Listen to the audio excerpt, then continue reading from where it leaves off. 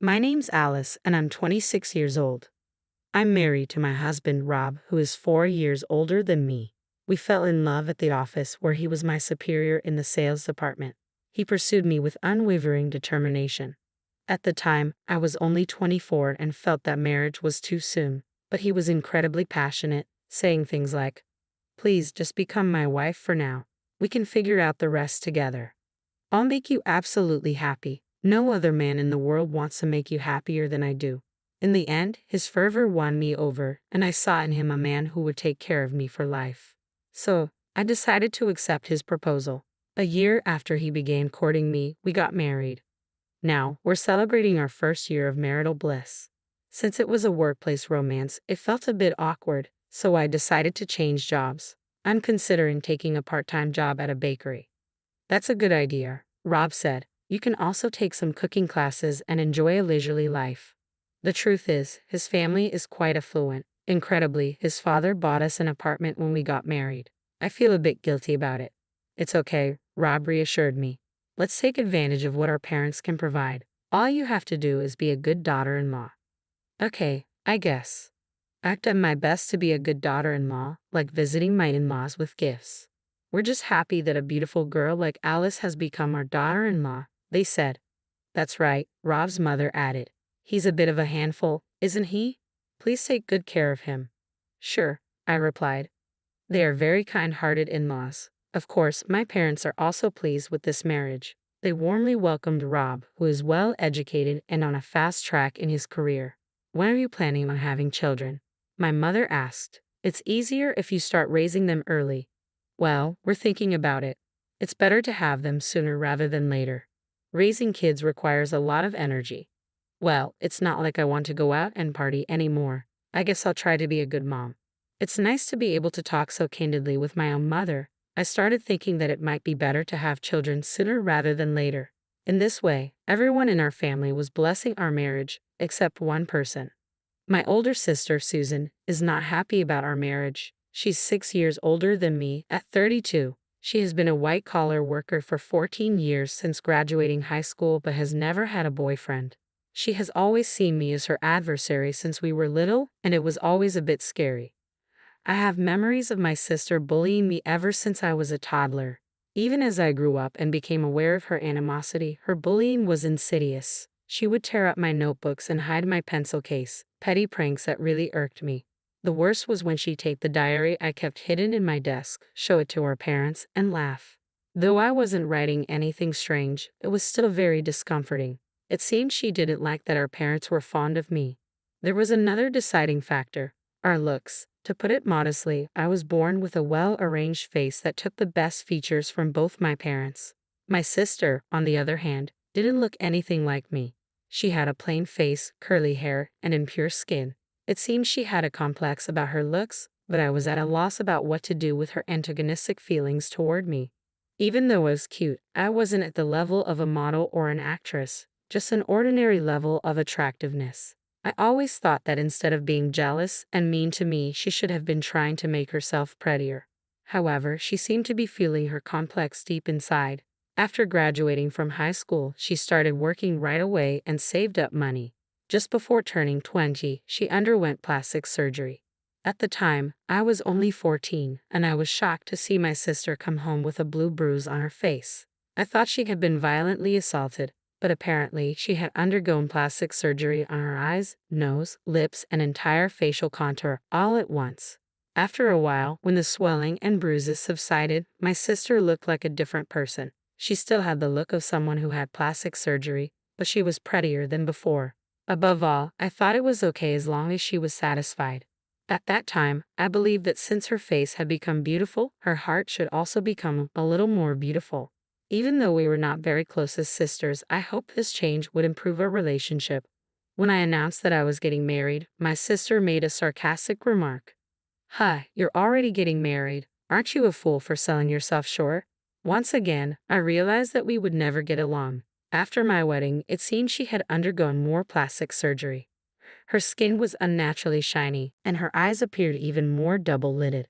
Only she knew whether she felt improved or not. Despite our strained relationship, my sister started visiting my house frequently, sometimes even staying over. Sis, what's up? What's wrong? Because you got married first, Mom has been nagging me about finding a partner. I'm just waiting for the right one. I see. So, it's uncomfortable at home because of me, and now you want to stay here. She even brought her personal belongings with her. It was too forceful and annoying, but I couldn't just kick her out. I assumed she wouldn't visit often since she didn't like me much, but she started coming over at least once a week, sometimes even 2 or 3 times a week. It was becoming a real nuisance. We began having strange living patterns, like having dinner with my husband and her, and drinking together when she brought alcohol at night. I wasn't having much fun, and her presence creeped me out. But for some reason, my husband Rob didn't seem to mind and always welcomed her. I finally asked him, "Hey, aren't you bothered when my sister comes over?" "Nah, not at all. She's a great gal, always bringing little gifts and stuff. The other day when she stayed over, we even went to the train station together. She's really something, isn't she? And boy, she's quite the looker from the side." Side profile: she's had work done, you know. She never brings me any gifts. So many things didn't add up, but seeing him so chummy with her, I couldn't say a word. I tried giving off the "please don't come over anymore" vibe, but my sister didn't catch on. Days went on like this until one day, my husband dropped a bombshell. "Listen, I'm sorry. I'm leaving you, Alice. Susan is pregnant." I couldn't believe my ears. "Say what?" "It's a long story," Rob said, "but I just met with her. She's already 10 weeks along. She even showed me the ultrasound picture." My head was spinning. Ultrasounds out of the blue. I couldn't wrap my head around what was happening. What the heck is going on? Just as I was about to give my husband a piece of my mind, the doorbell rang. My sister was standing at the entrance of our apartment building. I buzzed her in and invited her inside. It was about time I got an explanation for all this madness. "Oh, Alice," Susan said as she entered. "I know this isn't ideal, but you'll still congratulate me, right?" She pulled out an ultrasound picture from her wallet with a smug look on her face. "Are you out of your mind?" I snapped. "Out of my mind or not, you should face reality. Rob is the father. We've been in love, you see." My husband looked uncomfortable, but his affections were clearly now with my sister. "I'm sorry, Alice, but you're still young. You can start over. Now that things are this way with Susan, I gotta step up to the plate and make her happy." "No man alive wants to make her happier than I do," he said, echoing the same line he used when he proposed to me. It seemed he was completely drunk on himself and his forbidden affair, blinded by my sister's pregnancy. Stupid man, I screamed inside my head. My sister was still wearing that smug look on her face. She walked into the room and stood next to my husband like she owned the place. "Rob, let's get on with it," she said. "You know your sister will do the right thing and step aside for her big sis." So many emotions were welling up inside me. My sister had always been the sneaky kind, doing all sorts of nasty things behind my back. This, however, was the ultimate betrayal. When she heard I was getting married, she laughed it off. And now, to add insult to injury, she's taken my husband. At that moment, my feelings for my despicable sister and the man standing next to her turned ice cold. But I thought to myself, I'm not going to let them have their way. There's no way I'm getting divorced. No way, no how, over my dead body. "What?" my husband exclaimed. "Why not? What about the baby your sister is carrying?" I couldn't care less. The very idea of you two being involved makes my skin crawl. So he had been seeing her and had the nerve to come and hang out in my room, and the three of us had been breaking bread together. I was beginning to think he was doing it just to tick me off more than anything. I didn't budge an inch. "I won't give you what you want. I don't love him anymore, so he's all yours, but no divorce. Go ahead and have your little love child." "Excuse me," my sister shot back. "You say that to your own sister. You're one to talk, doing this to your own sister. Just pack up and leave. This apartment was bought by Rob's parents, so I have a right to stay. I don't know what planet you're on. You're just the other woman who happens to be pregnant with my husband's child. I'm the one legally married to him. There's no way I'm leaving." "Don't you talk back to me," my sister screamed, her face red with anger. Maybe she thought she'd win if she got pregnant. Well, she's got another thing coming. I glared at her. "If you keep pushing, I've got a few tricks up my sleeve." Seeing me stand up to her for the first time, my sister looked a bit shaken and said, "Fine. Anyway, Rob will be mine. Keep on struggling. It's pathetic." She stormed off. What a piece of work. I made up my mind not to consider her my sister anymore. Ignoring my husband, I went to the bedroom. He mumbled something outside the door, but I pretended not to hear him and continued giving him the cold shoulder until he gave up and slept on the couch. The next day, I took action. I went to my in-laws to spill the beans, figuring I needed to make the first move before Rob did anything. They were shocked and apologized for their son's behavior. That darn fool. No way in heck we're accepting this. That woman's outrageous too. Oh, sorry, she's your sister, Alice. No, I've decided to cut ties with her. I can't believe she's pregnant with my husband's child. Exactly. We're on your side, Alice. Let us know if you need a lawyer. Thank you. I don't plan to divorce him for the time being. There's no need to give them what they want. Is that okay with you? Absolutely. We're here to clean up our stupid son's mess. I thanked them and left.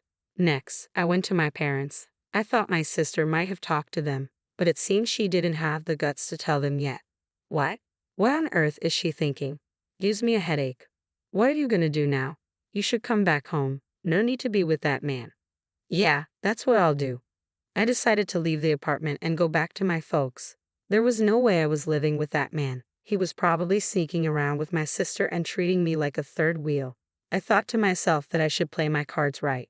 My sister didn't come back to her parents when she realized I wasn't returning to the apartment. We essentially swapped houses, but I guess it's fair to say I came out on top for now. I managed to move my stuff out of the condo with the help of my parents, and it seems my sister moved in as soon as I moved out. When I reported this to my in-laws, they were livid. No way we're okay with this. And who do you think put up the money? They went ahead, changed the name on the deed, and just sold the condo. I had to chuckle when I heard about it. My sister and her now husband looked none too pleased as they moved out and rented an apartment. As for me, my husband kept begging me with tears in his eyes, saying, "Please agree to the divorce. We have a baby on the way. Do you want to make your sister a single mom?" I was adamant. I won't agree to a divorce. That's final, and I didn't budge. He threatened legal action, but I said, "Go ahead, make my day." To ensure he didn't file for divorce behind my back, I put in a request to reject any divorce papers. If the other woman had been a stranger, maybe I wouldn't have been so stubborn. But since it was my sister, I knew they'd flaunt the baby to my in-laws and parents, making it impossible to sever ties like you can with strangers. I endured a wicked woman who thought everything would be fine as long as she had a child. I knew I wouldn't move on and find someone else just like that, so I planned to drag this out as long as possible without officially splitting. Then I decided to make a triumphant return to the same workplace as my husband. I reached out to our mutual boss, explained everything, and got my job back. Tough break, but you're still young. You'll bounce back, my colleague said, cheering me on. Since I blabbed to everyone at work about what my husband did, he got the cold shoulder from everyone. Dude, that's messed up, getting your sister-in-law pregnant. That's some next-level creepiness, they said, and he ended up quitting because everyone was giving him the stink eye. Serves him right. 9 months later, my sister had her baby. Neither set of parents acknowledged her giving birth. My good-for-nothing husband, who painted himself into a corner, told me about it. "It's a boy," he said. "Oh, really? Given all the plastic surgery she's had, I bet he doesn't look like her, huh?" I replied with a bit of sass. "Wait, what? Plastic surgery? What do you mean?" he asked. But I just said, "Who knows?" and hung up. Turns out my sister, let's call her Susan, ended up having Rob's child without marrying him. They're living together now, but at the end of the day, they're just two unrelated people. She's not even really a common-law wife. It's pathetic that two grown-ups who can't get their parents' blessing are living together and having a kid. What's more, he can't find a job. My sister, who's got a nasty streak, is apparently complaining nonstop because things aren't going her way, and he's so frazzled he can't get hired anywhere. My sister quit her job when she had the baby, and now the two of them are living by draining their savings. But even if they manage to live somewhat normally, cold stares from both sets of parents await them, along with a life where they are whispered about behind their backs by society. I wonder if my sister really liked that husband of hers. Did she do all this just to get at me? If so, I think she's kind of pitiful. We're estranged now, so it doesn't matter to me anyway. As for me, I am finally thinking of giving my good-for-nothing husband the boot. I'm going to go through a lawyer to make sure to claim alimony, and I think it's time for me to get ready for the next chapter in my life. I'm glad I didn't just hand over the role of being his wife when he was over the moon. If I had done that, I'd regret it for the rest of my life. This past year has been really tough, but I'm going to forget